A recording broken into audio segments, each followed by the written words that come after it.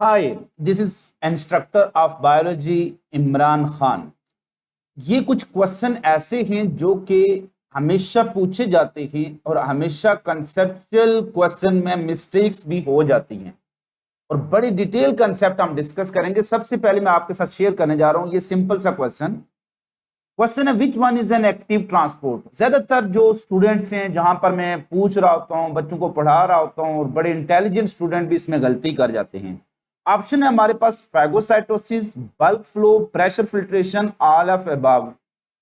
तो बच्चे इसमें जो गलती करते हैं वो कहते हैं बल्क फ्लो मीन बड़ी मिकदार में कोई चीज जा रही है तो एक्टिव ही होगी, प्रेशर लग रहा है तो एक्टिव ही होगी, तो सो ऑल ऑफ अबव की तरफ जाते हैं। हालांकि इसका आंसर ऑल ऑफ अबव नहीं है। राइट आंसर क्या है उसको हम आगे डिटेल में डिस्कस करते हैं। नेक्स्ट जो हमारे पास है क्वेश्चन वो भी बड़ा इंपॉर्टेंट है और इसमें भी मिस्टेक्स के तकरीबन 80-90% चांसेस होते हैं अगर आपने कंसेप्ट से नहीं पढ़ा। क्वेश्चन क्या है, movement of solute molecule across concentration gradient. यानी आप अक्रॉस कंसंट्रेशन ग्रेडियंट ही मूव कर रहे हो, लेकिन जो चीज मूव करवा रहे हो वो सॉल्यूट मॉलिक्यूल हैं और सेमी परमेबल मेम्ब्रेन के अक्रॉस ही मूव करवा रहे हैं। उसमें से गुजार कर तो फिर आंसर क्या होगा? अल्फा ऑप्शन है फैगोसाइटोसिस, बीटा ऑप्शन है ऑस्मोसिस, चार्ली ऑप्शन है डायलिसिस। तो चूंकि ज्यादातर बच्चों ने यही चीज पढ़ी होती है, बहुत से जो स्टूडेंट्स हैं उन्होंने यही चीज पढ़ी होती है कि movement of molecule across semi permeable membrane osmosis ही होती है, लिहाजा वो ऑस्मोसिस ही को करेक्ट कर रहे होते हैं। हालांकि ये इनकरेक्ट आंसर है। राइट आंसर क्या है उसको हम डिटेल में डिस्कस करने जा रहे हैं आज की वीडियो लेक्चर में। नेक्स्ट है, विच one the following substance always show diffusion. Very important concept. इनमें से कौन सा ऐसा सब्सटेंस है जो हमेशा डिफ्यूजन ही शो करता है, और इनमें से वो कौन सा ऐसा सब्सटेंस है जो डिफ्यूजन नहीं शो कर सकता। वो कौन सा सब्सटेंस है जो डिफ्यूजन के अलावा बाकी मूवमेंट भी शो करेगा। तो ऑप्शन है हमारे पास water, oxygen, NaCl crystal. Again जो बच्चे हैं वो ऑल ऑफ अबव की तरफ जाते हैं कि डिफ्यूजन तो हर चीज कर सकती है, हर चीज डिफ्यूजन नहीं कर सकती। सो क्या चीज डिफ्यूजन करेगी हम इसको डिटेल में डिस्कस करेंगे। सो आज का जो हमारा वीडियो लेसन है वो इसी चीज पर मुश्तमिल है, मूवमेंट अक्रॉस प्लाज्मा मेम्ब्रेन।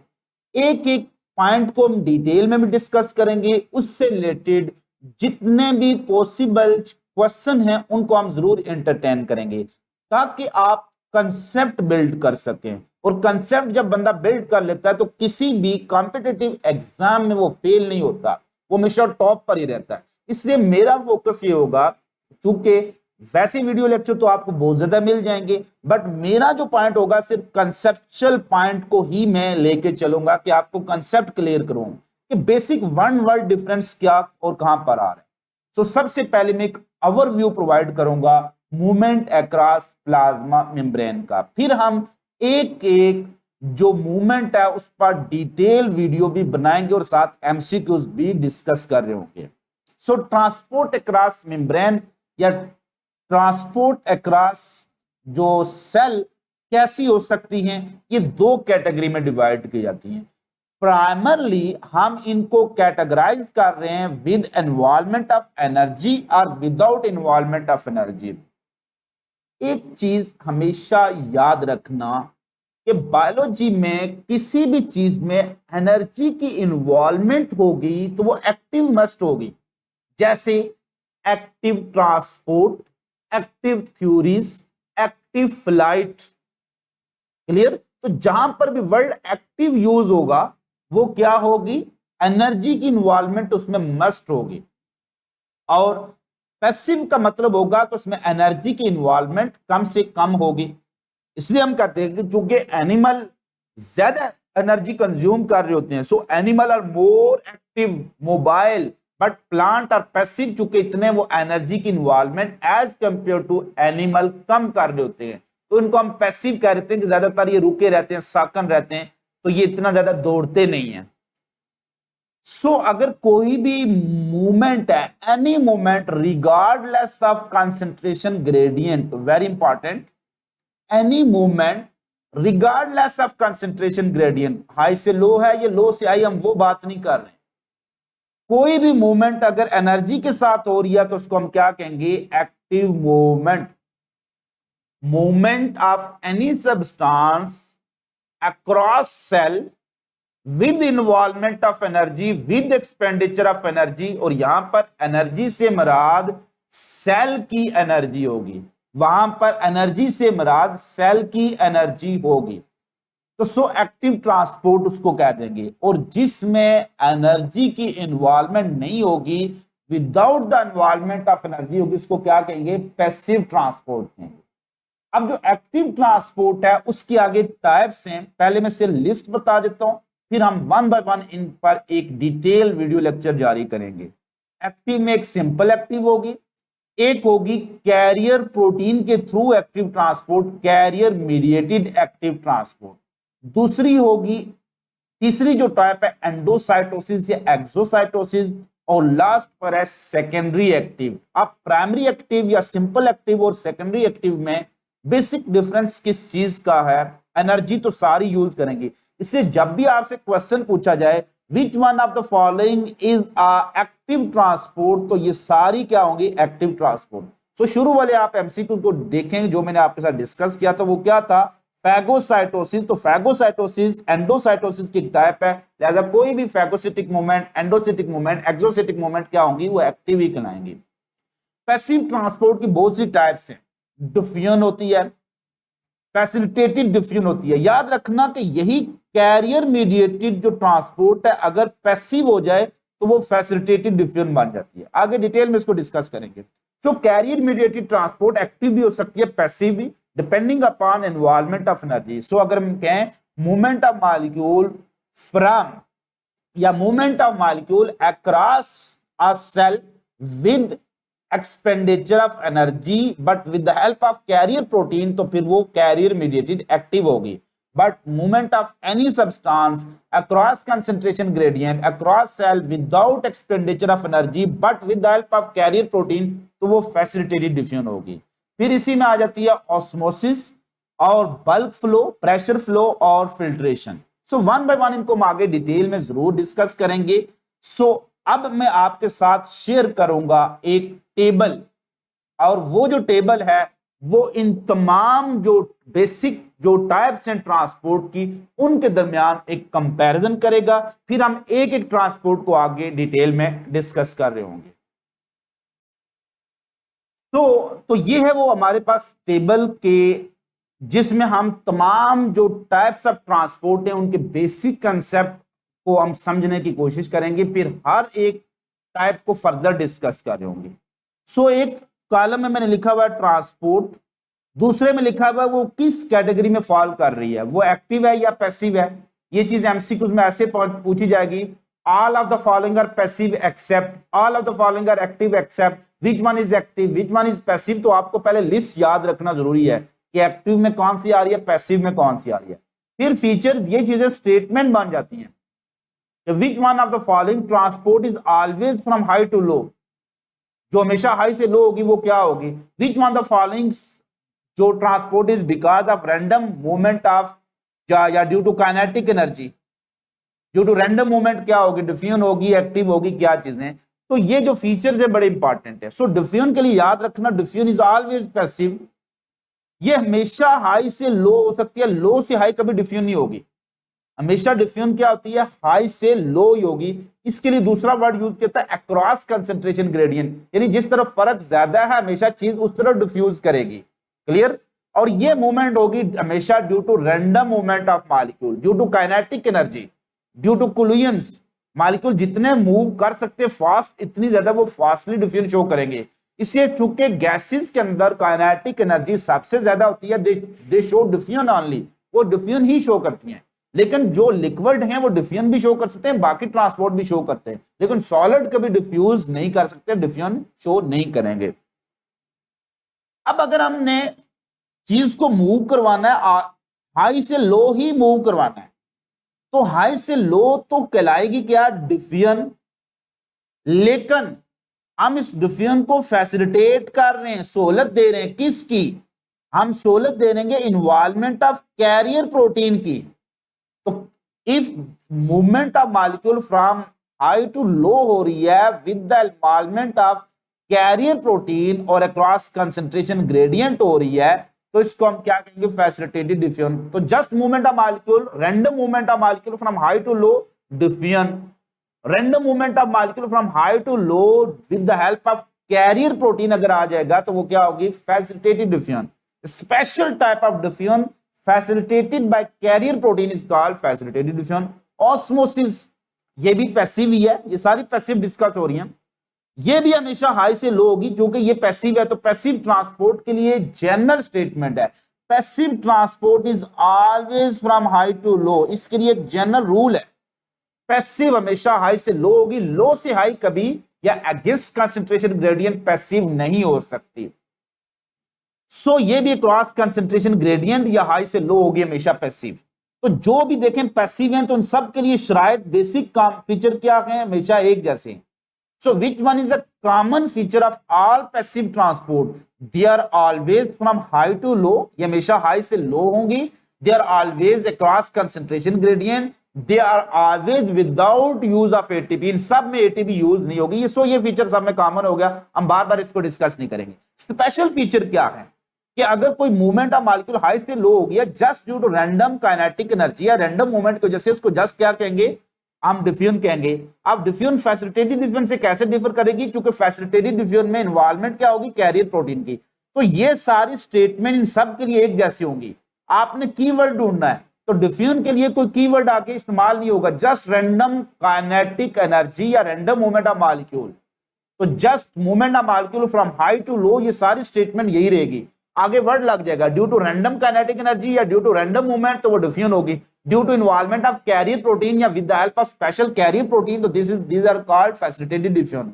लेकिन अगर जो चीज मूव कर रही है वो सॉल्वेंट है और across semi permeable membrane, cell के अंदर से जब पानी बाहर निकलेगा तो चूंकि वो सेमी परमेबल मेम्ब्रेन क्या होती है, प्लाज्मा मेम्ब्रेन, उसको क्रॉस करेगा, तो इसलिए उसको क्या कह देंगे, उसको ऑस्मोसिस कहेंगे। ऑस्मोसिस के लिए दो शराइत जरूरी हैं, है तो वो पैसिव ही, लेकिन इसके अलावा क्या शराइत है, नंबर वन कि जो चीज मूव कर रही है वो पानी आना चाहिए, सॉल्वेंट मॉलिक्यूल आना चाहिए, और जिसके थ्रू मूव कर रही है वो मेम्ब्रेन को मस्ट क्रॉस करना चाहिए।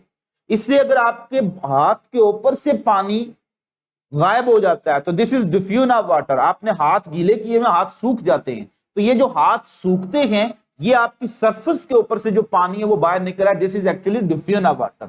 लेकिन अगर आपके सेल के अंदर से पानी लॉस हो रहा है, बाहर एवापोरेट कर रहा है, तो दिस इज ऑस्मोसिस।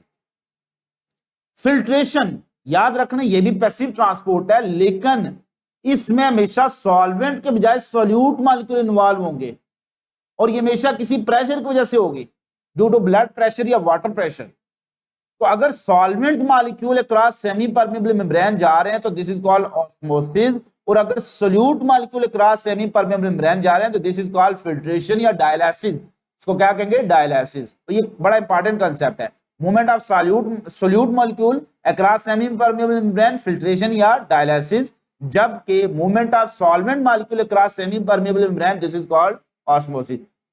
नेक्स्ट है बल्क फ्लो। बल्क फ्लो के लिए जो होती है ये ड्यू टू जो हाइड्रोस्टैटिक प्रेशर ग्रेडियंट होती है, पानी का एक प्रेशर, जैसे आपने पानी का एक मग गिरा दिया, लेकिन पानी का जो मग आपने गिराया उसमें पानी बहुत ज्यादा था, बल्क बड़ी मिकदार में था, तो पानी फ्लो करेगा, अपने साथ हर चीज को बहा के जाएगा। तो जब चीज कोई पानी के बहाव के साथ मूव करी, इसको कहते हैं बल्क फ्लो, बड़ी मिकदार में चीज मूव करी। जैसे फ्लड आता है तो flood is an example of blood flow, bulk flow. उस फ्लड में जो भी चीज बह के जाएगी वो पैसिवली मूव करेगी। तो बल्क फ्लो हमेशा पैसिव ट्रांसपोर्ट की तरफ जा रही होती है, क्योंकि जब सैलाब आता है तो उसमें हर चीज को वो बहा के ले जाता है, आप तैर नहीं रहे होते हैं, तैरना में आपकी एनर्जी यूज होगी, लेकिन आप पानी के बहाव के साथ जा रहे हैं तो this is called bulk flow, इसमें पैसिव आपकी ट्रांसपोर्ट है। नेक्स्ट आ जाते हैं एक्टिव। तो ये सारी जो ट्रांसपोर्ट एक्टिव है, इनके लिए जो चीजें जरूरी हैं, या तो इसमें एनर्जी का इन्वॉल्वमेंट दिया आना जरूरी है, या ये हमेशा क्या होगी, अगेंस्ट कंसंट्रेशन ग्रेडियंट। ये दो शराइत पूरा, अगर कोई भी ट्रांसपोर्ट इन दो शराइत पर पूरा उतरती है तो वो एक्टिव मस्ट होगी। कौन सी शराइत, पहला वो लो से हाई हो जिसको हम कहते हैं अगेंस्ट कंसंट्रेशन ग्रेडियंट, या फिर उसमें एनर्जी की इन्वॉल्वमेंट का जिक्र है। इनमें से कोई एक भी जिक्र है तो एक्टिव मस्ट होगी। एनर्जी का जिक्र है और वो एक्टिव बन जाएगी, जिक्र नहीं है तो फिर हमने देखना है कंसंट्रेशन किस तरफ मूव कर रही है। तो अगर मॉलिक्यूल मूव करें लो टू हाई तो उसको हम एक्टिव ही कहेंगे। लो से high movement, which movement is always active low to high, but high to low हमेशा पैसिव नहीं होती है, इन जनरल पैसिव होती है, लेकिन अगर उसमें एनर्जी यूज करेंगे तो फिर वो एक्टिव बन जाएगी। यानी movement of molecule from high to low with use of energy, तो फिर वो एक्टिव। बाज़ औकात हमें चीजों को एनर्जी लगाकर भी हाई से लो की तरफ लेके जाना पड़ता है, तो फिर वो पैसिव भी बन जाती है, एक्टिव बन जाती है। तो एनर्जी का जिक्र है तो वो एक्टिव ही होगी, चाहे कंसंट्रेशन ग्रेडियंट जिधर मर्जी का है, लो से हाई या हाई से लो है, अगर एनर्जी यूज हो रही है तो एक्टिव बन जाएगी। अगर एनर्जी का जिक्र नहीं है तो फिर कंसंट्रेशन ग्रेडियंट आपने देखना है, अगर वो लो से हाई है तो हमेशा एक्टिव होगी, हाई से लो है, एनर्जी का जिक्र नहीं है तो वो पैसिव है, अगर एनर्जी यूज हो रही है तो फिर एक्टिव है। सो सिंपल एक्टिव क्या है, just low to high concentration movement है, अगेंस्ट कंसंट्रेशन ग्रेडियंट इसको कहते हैं, up hill movement use energy. तो which one is true statement regarding active transport, all of the following are true. ये low से high भी होती है, ये अगेंस्ट कंसंट्रेशन ग्रेडियंट भी होती है, ये अप हिल मूवमेंट भी होती है, ये एनर्जी को यूज भी करती है। तो यही इसके की फीचर भी हैं। आपने क्या देखना है, एनर्जी का यूज देखना है या कंसंट्रेशन ग्रेडियंट देखना है। अगर कंसंट्रेशन ग्रेडियंट अगेंस्ट है, एनर्जी का जिक्र नहीं भी है तो वो एक्टिव है, और अगर कंसंट्रेशन ग्रेडियंट का जिक्र नहीं भी है, कुछ भी है कंसंट्रेशन लेकिन एनर्जी यूज होगी तो वो एक्टिव बन जाएगी। तो पहली शर्त एनर्जी का यूज है, और अगर एनर्जी का यूज नहीं दिया हुआ तो फिर आपने कंसंट्रेशन ग्रेडियंट देखना है। अगेंस्ट कंसंट्रेशन ग्रेडियंट ऑटोमेटिकली हमें पता है कि एनर्जी यूज होगी, लिहाजा ना भी लिखे तो कोई फर्क नहीं पड़ता। कैरियर मीडिएटेड एक्टिव, वही एक्टिव में अगर कैरियर प्रोटीन इन्वॉल्व है। देखें, अगर passive carrier mediated passive transport है तो वो फैसिलिटेटेड डिफ्यूजन थी, लेकिन अगर कैरियर प्रोटीन के जरिए एक्टिव एनर्जी लगा रहे हैं, यानी कोई प्रोटीन एनर्जी यूज करके मूव कर रही है किसी चीज को, तो this is called carrier mediated active. तो ये लो टू हाई कंसंट्रेशन होती है और अगेंस्ट कंसंट्रेशन ग्रेडियंट ये भी होगी, और इन्वॉल्व कैरियर प्रोटीन। सो कैरियर प्रोटीन की मूवमेंट एक्टिव भी हो सकती है, पैसिव भी हो सकती है। नेक्स्ट आ जाते हैं एंडोसाइटोसिस। एंडोसाइटोसिस के लिए जो शरायत हैं होगी तो ये एक्टिव ही, लेकिन एक इसमें शर्त है कि इन्वेजिनेशन ऑफ मेम्ब्रेन आना जरूरी है। मेम्ब्रेन मस्ट इन्वेजिनेट इन साइटोसिस मूवमेंट या एंडोसाइटोसिस मूवमेंट, और ये बल्क मूवमेंट है, इसमें मॉलिक्यूल वन बाय वन नहीं जाते हैं। ये पूरा पानी का कतरा वो सेल के अंदर जा रहा है, पूरा पानी का कतरा जब सेल के ऊपर पड़ेगा तो उसकी मेम्ब्रेन इन्वेजिनेट होगी, वो सेल के अंदर चला जाएगा, इसको कहेंगे फैगोसाइटोसिस। अगर कोई सॉलिड है तो फैगोसाइटोसिस, लिक्विड है तो पाइनोसाइटोसिस। तो सिर्फ फर्क ये होता है कि जो फैगोसाइटोसिस है, एंडोसाइटोसिस की दो टाइप से, इनको आगे हम डिटेल में पढ़ेंगे। अगर जो bulk movement into the cell है वो बल्क मूवमेंट किसकी है, अगर बल्क मूवमेंट सॉलिड की है तो वो फैगोसाइटोसिस कहलाएगी, और बल्क मूवमेंट लिक्विड किया तो उसको पाइनोसाइटोसिस कहेंगे। और एक्सो और एंडो आपस में अपोजिट हैं। अगर बल्क मूवमेंट ऑफ मॉलिक्यूल है, बल्क मूवमेंट ऑफ मटेरियल है into the cell by invagination of cell, तो वो endo, endo mean into the cell. और अगर कोई चीज इन्वेजिनेशन बर्ड ऑफ हो रही है, कोई चीज मेम्ब्रेन बाहर की तरफ बर्ड बना रही है, वो एक वेजिकल बना रही है, जैसे सिक्रेटरी वेजिकल गोल्जी कॉम्प्लेक्स से निकलती है, तो वो क्या होगी, एक्सोसाइटोसिस। ठीक है, तो endocytosis bulk movement by invagination of cell, invagination of membrane into the cell, and bulk movement of material by invagination या by budding of membrane out of cell is called exocytosis. Clear? तो ये था हमारे पास एक general सा comparison. आगे हम one by one इनको देख रहे होंगे, डिफ्यूजन की मजीद क्या शरायतें, ऑस्मोसिस विद डायग्राम, उसके बड़े सिंबॉलिक एनिमेशन के साथ ये वीडियोस में रिकॉर्ड करने जा रहा हूं। अपना बहुत ज्यादा ख्याल रखिएगा। फी अमानिल्लाह।